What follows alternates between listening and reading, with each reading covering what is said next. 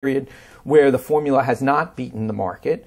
Most people give up on a formula that hasn't beaten the market for the last year or two. I sit on a couple of endowment boards, and there are some studies that clearly show that you can predict 90% of the money flows just on who did well last year.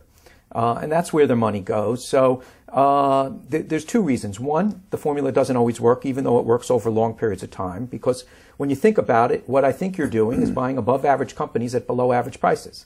So you're buying above average companies only when they're available at below average prices. And that makes sense over time, just doesn't work all the time, doesn't work every year. The other thing is if you actually look at the names that you're buying and you read the paper, you wouldn't buy any of them. There might be construction and engineering firms now. Everyone knows the building boom's open. There might be pharmaceutical firms. We know healthcare reform might come, and the government might pay a little less so what are for the pharmaceuticals. What are the seemingly looking doggy stocks and industries now? Well, right now, still a lot of there's consumer stocks, there's construction and engineering stocks, there's healthcare related stocks, there's pharmaceutical stocks. A number of retailers with question. There actually, if you go through the whole list of top-ranked companies, there is a reason, and you know it because you just read the paper, why you wouldn't buy any one of them. You could, and everyone would know the reason why you wouldn't want to buy them. So it's actually very hard to do. So the computer is telling you to buy these things that do get high returns on capital and are available cheap, but everyone thinks they're, maybe the future won't be as bright. But what happens in reality, it's only about 60% of the companies actually end up outperforming. You're not sure which ones are going to, but you didn't pay much. The minimum number you figure is 20, 24, 25 stocks? Yeah, what I suggest in the book was 20 to 30 stocks at a minimum is what you should do, and do this over a long period of time. Since you're not doing the individual stock... Have you noticed differences in how the formula works in up markets and down markets? Yes, we've actually looked at that, and it outperforms quite well in up markets. In down markets, it outperforms better than the market in most periods, but not all. In other words, for instance, in 2008, when we did our latest study, and here's another problem with the formula, you're 100% long the market if you just buy these. So the S&P was down, I think, 37% in 2008. This was down 36%. So it's a little solace to anyone that we beat the market. There's two things you have to do. Make money. Beating the market's only part of it. So in this case, if you have a long-term horizon over the last 3, 5, 10 years, this formula has done amazingly well. But there are periods when it either loses money because the market's down or it underperforms the market. It's very hard for people to stick with a formula that's telling you to buy out-of-favor stocks that were spit out by a computer, nevertheless, nonetheless, and to stick with that when it's not working. So I'm not particularly worried that I wrote a book or that so many people will do this that it'll stop working. That's also something we have to fight, starting a firm that says, go follow this formula. And I have no huge expectations that people are going to change their stripes over time. I hope people see the results and like what they see, and that's how it's successful. I don't expect... So what role do emotions play in this? Can we have a period like we had with the panic where this is just not going to work, or even if your point is at time it may not, but eventually it's going to come back and come back more? Right, well, we really haven't had to be that patient even during this bad period. In other words, over the last 5 years, which haven't been good, you would have been up 72% since I wrote the book versus up 5% for the market. There have been some tough periods in between.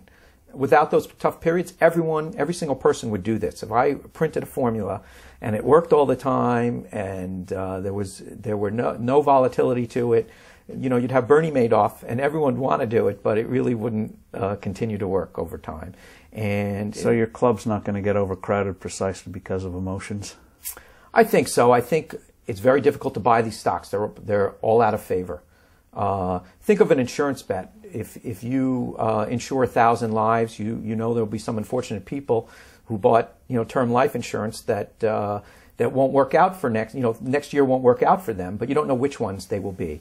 So here you have to buy a group of stocks that on average are cheap and good, or above average stocks at below average prices. I can't tell you which one's going to work out. But I can tell you the group of stocks that don't work out, you didn't pay very much for them. So even if they don't do so well, they don't usually fall that much. And you get asymmetric returns on any companies that actually do a little better than the low expectations are for them. So for the companies that do work out, that they do a little better or a lot better than people's expectations, you can make a lot of money on those. And that's really how this tends to keep working. So are there housing stocks that are in your list now? There are construction engineering companies, that do commercial building, things of that nature. No housing stocks have really come up recently. I think we still want high earnings and they don't have them. Now, you have a mutual fund that people can get? I don't. The way formulainvesting.com is set up is that you can open an account online, either professionally managed, where you put in let's say $25,000 or $100,000, and for 1% a year, including all commissions, we'll follow the formula for you. The difference between this and a mutual fund would be the day you come in, you get your own unique formula. We run the formula every 15 minutes. There's two reasons why stocks move up and down in rankings. One is their prices change, so you get them cheaper or more expensive. The other is earnings change. So over time, each person every day that comes in will get a different list based on what is the cheapest for the day they come in. And we update the portfolio every quarter so that based on the day you came in, you'll be updated on a different day than someone else, so that you're not buying into somebody else's portfolio. And you're really getting fresh, up-to-date information, the most recent information in your own. So it's pretty unique that way. We also have something which is self-managed, which is if you don't want us to do it or if you have opinions, this really started out as a benevolent brokerage firm was my concept, where I sort of say you can't buy on margin, you have to buy at least 20 or 30 stocks, but you can only pick from this pre-approved list, companies that rank high as cheap and good.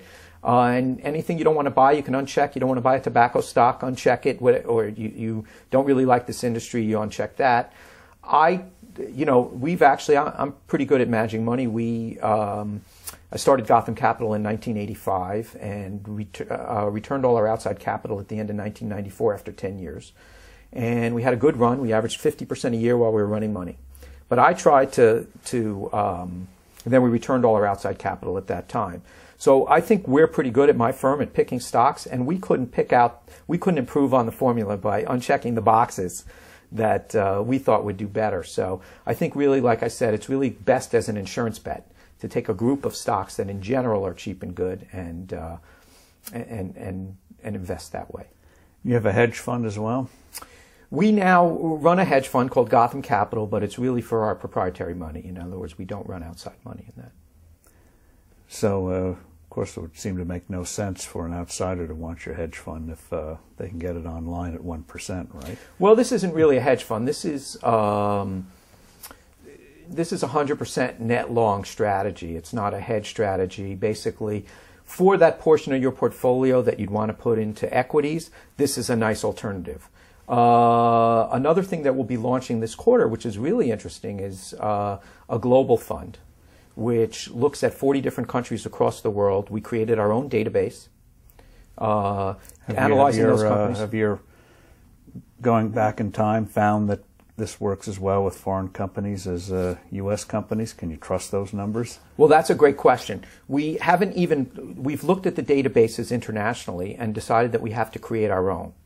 So going back and looking, people have done studies after I wrote the book. There are a number of Wall Street firms that did studies that showed it worked in every country. They tested about 12 different countries.